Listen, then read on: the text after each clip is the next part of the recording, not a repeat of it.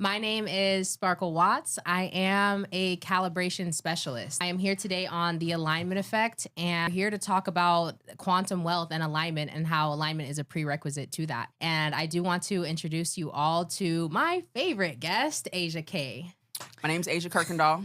We're here talking about quantum wealth today. We are on the alignment effect, and we're looking forward to answering some questions. Actually, before we get into the live questions, I've received some really powerful questions from my audience in response to some content and things that I've shared and messages and strategies that I've given to the community. Before we get into that, I want to touch on what we kind of just laughed over before we started just now. And so the replacement of crazy, I think is actually so powerful. And so I do want to just touch on that and really just to open this segment of the conversation. What a lot of us have found ourselves saying, by a lot of us, I mean the two of us in the room, is something will happen out of pure alignment.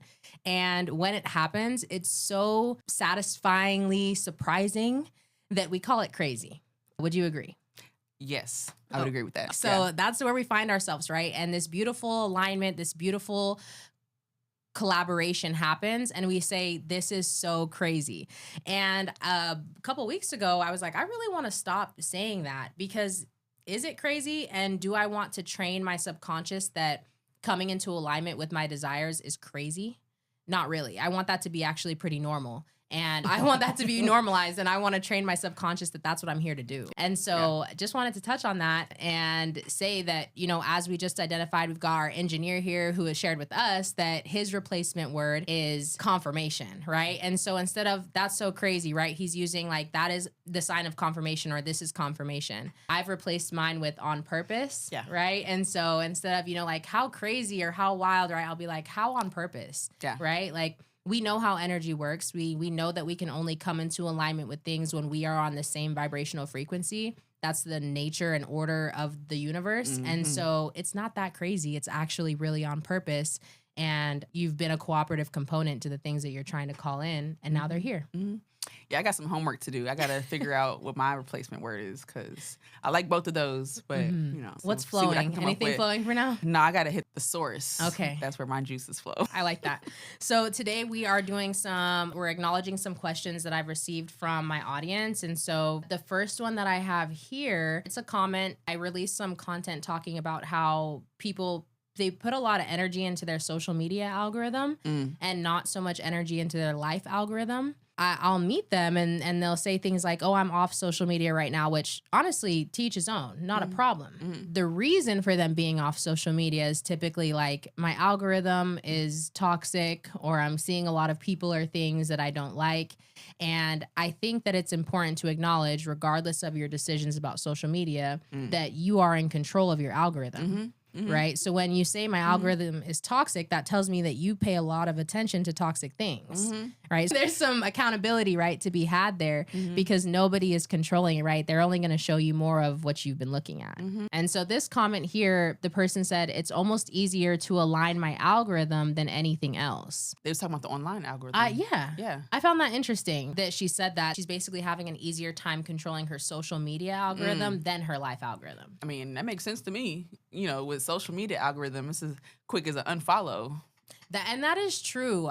When I read it, I told her, right, like, we'll apply the same methods because, you know, like you're saying like, well, social media might be easier. It's as quick as an unfollow, but so is real life. Sometimes you need a real life block. Yeah. I'm sorry, but I think that it's the same algorithm that if it's easy for you to control your social media algorithm, you can take the same practices into your life and basically just say, when I don't like something, it doesn't earn my attention. Yeah. And the key word you said there was take the practices into real life. Because, yes, you can unfollow with a button on social media. You can unfollow with a quick sentence, you know, and that's if you're being generous in real life.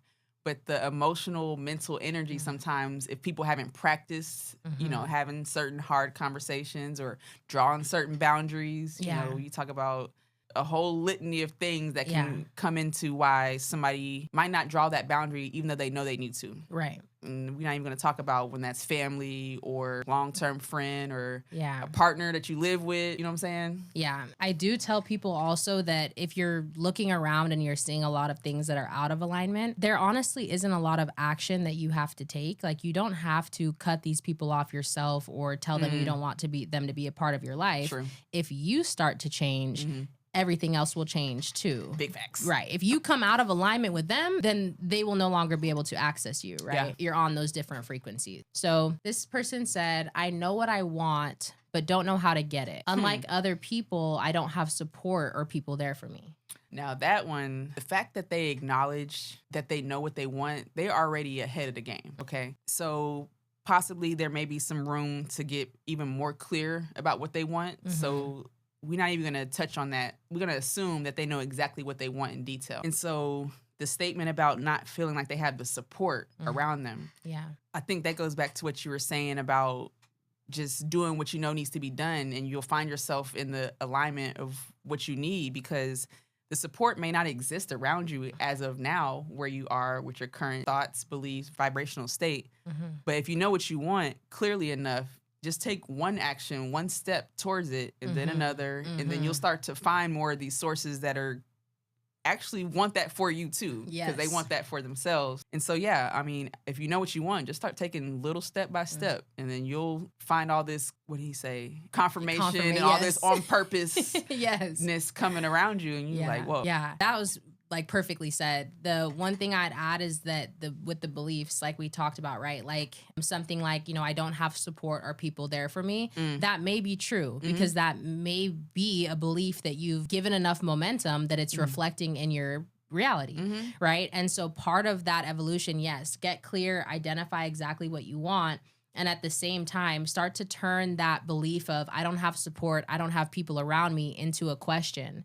How am I supported? Yes. What does support look like and feel like to me? Yes. Right. And that is where that practice early in the day or any time in the day can help you, because you train your subconscious to look for the answer. Yeah. Right. And then someone opens the door for you at the store, and you take that as support. Right. That made things a little bit easier for me. Right. Yes. And you start to look for opportunities to appreciate the vibration that you're looking to manifest. Yeah. In the smallest of ways. Yeah. Because I feel like we often, like you just described, overlook when we get the things that we want, but it didn't come in the form. It's not the big version that we wanted. So we don't celebrate the small wins. But like, you got to celebrate those small wins. They're breadcrumbs on the way to the loaf. Yes. And that's the thing, is like, it's not like you're just trying to take any little thing. It's more so, I helped one of my clients last week redefine appreciation, right? I was like, you've probably heard the word appreciate so much that you just kind of like think of it like gratitude or saying thank you. And I told her, listen, appreciation means to increase in value. Yes. To add to more and more and more things. Appreciate, right? And so I was reframing that for her to help her understand that when you ask for something, like in my case, grace, right? Grace is something that I hold dear, that I really want to embody. I feel that that's me. And so I know that I'm looking for opportunities to be graceful. And I shared with her, opportunities to be graceful don't look pretty, right? Like if things are easy and calm all the time, then it's going to be pretty easy to be graceful. Yeah. If I ask to be a graceful person and then I face contrast, it's because I'm receiving an opportunity to express that form of my character. And so when we receive those opportunities in the scenario that we just spoke to, like someone looking for support and then having the door open for them, you acknowledge that so that you can appreciate that breadcrumb of support that will lead you to the loaf. Yes. And so now it's like, what forms of support are actually coming to me? You start to acknowledge as many as you can, and then they start to appreciate and increase in value. 1000%. And I like visuals, so I like the breadcrumbs to the loaf. Okay. And with the appreciation, it's like one grain of sand. You keep laying those, like you'll end up with a mountain. Right. Yeah, even though all the grains are minuscule. Okay, so let's see what else we have here. Okay, this person, they said, I was talking about the fact that we all have control, right? You're in control. Everything is neutral, and you are the responder, the reactor. This person said, yes, I find that in my past struggles, when I felt I had no choice, I pushed to focus on the goal. Looking back, I smile like, yes, I did what I said because I never gave myself options other than that. So definitely more of a statement. If anything's flowing to you, you can share. Okay, so I think it was on the last segment we were talking about the North Star vision. I wanted to share about how I recognize that, talking about having something that actually motivates you. So for me, it was moving to Atlanta. Okay. I remember being back in Texas, where I'm from, where I was raised, where my whole family's from. And I remember just like seeing the version of myself that I imagined, would be in Atlanta, living my best life, outside, sun, Sunday fun day, all that good stuff. And I remember just like the pleasant anticipation and like laying down at night before you go to sleep, where the subconscious is prime and wide open, just feeling excited about what I was working toward. And so during that time, for 10 months, I saved up, preparing to move, preparing to be out of work. And I remember going out with my friends, they would invite me out. I was ordering water. I was eating before I came. I'm saying no to things confidently and like almost I was a little proud. Oh no, I'm saving them. I'm moving to Atlanta at the end of the year. So yeah, I'll meet y'all out, but don't be surprised when And so having that vision I was excited about, I was empowered day to day to align my steps and my actions with my plan and my heart's desire. And so in doing the quantum wealth research, I'm reflecting. I'm like, oh, that's what happened when I moved to Atlanta. Because in 10 months, I saved like $10,000 by just minimizing my entire lifestyle and being super disciplined for what I knew I also wanted. Yes, I want to enjoy my friends today, but I also want to be comfortable when I go move cross country later this year. And so we may have conflicting desires about what I want now, what makes me comfortable now versus what I know I'm going to want in the future. But it's just about being excited, more excited about that. That's going to have you actually changing your behavior. I love that. I really do love that. And that term that we keep saying, pleasant anticipation, is like, I only heard it like 24 hours ago and it's like embedded. I want to say that all day. I love that. Pleasant anticipation. And you related it on the call to, you told the story about the mice, I think leading to the pleasant anticipation. But what you were kind of, some energies, analogies you were using to build on that was like that intense excitement, like to go to the water park tomorrow or go to the amusement park later on, or like a trip that you have coming up, right? Like there's no anger or resentment around it not having already happened. It's just this pleasant anticipation of it coming. And we talked about that on the flip side of instant gratification. It's when you're scrolling and you see the ad for the thing you already looked up last week, so they know you want it. So they put it right in front of you, like, okay, you said you wanted it. Yeah. So in that moment, when it's 2 clicks away from adding it to cart and doing express checkout, what you gonna do? Because you know you got the trip you looking forward to at the end of the month. So I could spend this 100 in this virtual cart today, or I know I can have this 100 stretch because I know I'm going international. Yeah. This USD, does different in different places. So having that pleasant anticipation, will help you out in the long run. I'm loving it. Okay, I'm gonna see if I could get one more. A lot of people are sharing a word, right? Like a statement. And so somebody else said, I just had this realization. For me, I used to have a survival mechanism and I realized that I needed to tap into my intuition. As scary as it is, I know that it's vital for a thriving life. Now that goes back to the ego. Talking about their survival mechanism. Yeah. We are not here to survive. We're here to have a good time. That's really the premise around everything I do. I'm like, hey, life's supposed to be fun. Okay, so let's get really to it. Talking about the nervous system. So when you talk about a community of people who have systematically, through generations, hundreds of years, have been through traumatic experiences. Right.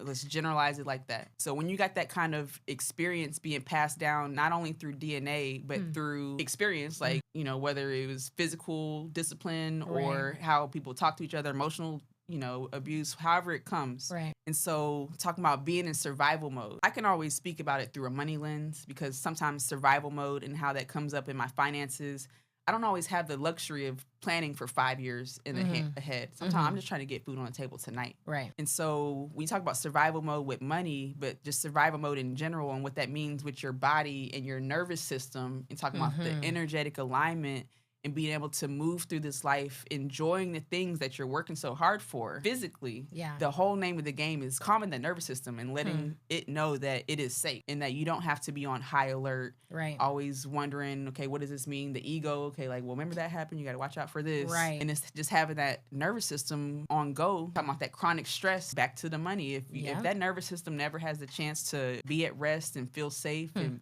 feel peaceful. And that was something for me. Like, now I'm going to give you real personal, we could talk about it, but my thyroid started acting up at the end of last year. And you talking about stress and chronic overtime and just a heightened state. I knew I needed, requiring peace, and Yeah. even in the midst of conflict, being able to deal with that because Yeah. of my upbringing. I already knew I required peace in all ways. But once the thyroid hit, and just doing research about the endocrine system Yeah. and stress and what can flare it up and trigger it, I'm like, oh, this is like real life. My health now. Yep.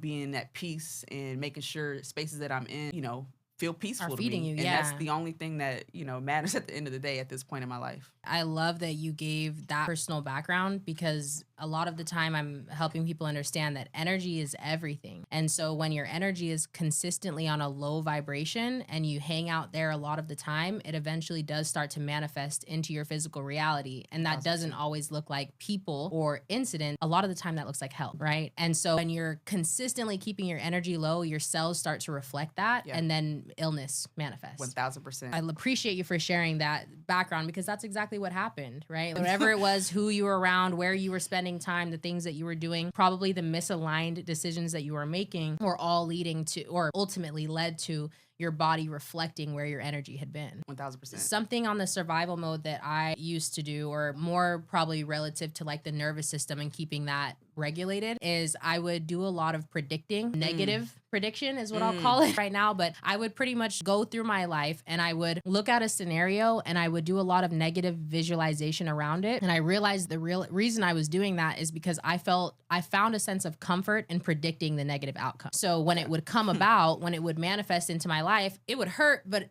something in me was telling me that it was hurting a little less because I knew it was coming. You were satisfied. Right. I'm like, well, I called it, right? Yeah. But what I had to realize is that the reason that what I didn't want to happen was because I kept doing that negative visualization. I kept creating the reality that I didn't want to come about, and then focusing my energy into it, and then being like, well, see, I told you so when it came. And so a lot of that had to do with my survival mode as well. And it's why I tell people when they're like, if you walk out into the world thinking that people are mean, you're going to align with all the meanest people. Yeah. Right? Because that's your belief and that's your focus and that's what you're drawing into you. And so I think like with that survival mode and keeping that nervous system calm, that all comes with understanding that we are the power, we are the control, right? My new favorite phrase is peace by any means necessary. I love that. Because especially with everything By any means necessary going on, you got to be militant about the peace these days. I love that. One thing I've started saying is I can't afford it. I don't only say that about money now, right? Or I never say that about money because my budget is low, right? But I do say that about my energy. And so if somebody is like, hey, do you want to come here? Or if I'm asking myself if I want to go do something with a certain person, my conclusion is often, I can't afford that. And it has nothing to do with my finances. It has to do with my energetic bank account. It has to do with what my focus, right? Has that earned my focus? Yes. Because I know that will play into my own reality. Absolutely. All right. I know we said we were tying up. That makes so much sense. This was timely. A lot of people are always commenting, this came in the perfect time, just like everything else. So I'm usually not surprised by those. Somebody said, I had said this in my video, and they said, my favorite part of this was advice is cheap from someone who never paid the price to grow. And so that's something that I have said in a lot of my videos as well. So I'll let that be the last one. And all I'll really say about that is that no one understands your journey and your vision completely. Even those people who love you and are rooting for you, they cannot come into alignment for you. And so the video that they commented on was about me expressing that, that exactly as they said, advice is cheap from someone who doesn't pay the price to grow. Listening to people who are not where you want to go is probably not your best bet. Most likely it's not. It's probably not your best bet. So appreciate you guys for the Q&A today and another amazing session. Really has been a pleasure sitting with Asia Kirkendall today, and always an empowering time to incorporate the quantum wealth conversation with the alignment effect. I do believe that alignment lies at the basis of everything that we do. And that is why I focus so much on helping you guys with strategies to implement that into your life. So any closing words? No. Asia Kirkendall, LinkedIn and Instagram, AsiaK.247. And I'm looking forward to more of these conversations. Yes, satisfied with what is and eager for more. Thank you all so much for joining me. Again, my name is Sparkle Watts. I am the calibration specialist. We're here on the Alignment Effect, and we look forward to meeting with you guys again soon. Yeah, you're good.